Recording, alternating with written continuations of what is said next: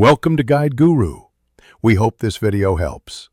First, search the app library for App Store before changing any settings. Swipe left through home screens until you reach the app library.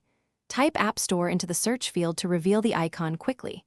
If you still cannot find it, restart your iPhone or iPad to clear temporary glitches and caches. Press and hold the side button and a volume button, then slide to power off.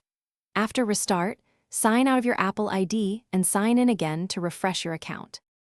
If the icon is hidden, open Settings and tap Screen Time to inspect restrictions.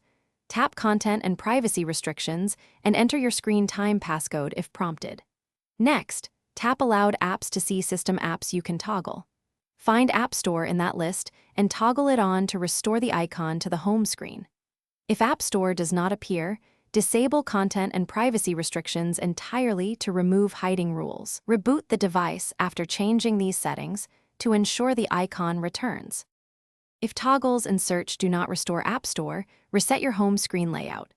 Open Settings, tap General, then Reset or Transfer, and choose Reset Home Screen Layout.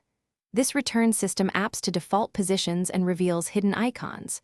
Also check Settings, General, Software Update, and install the latest iOS version available. Updating often fixes bugs that hide system apps or icons. Finally, sign out of your Apple ID.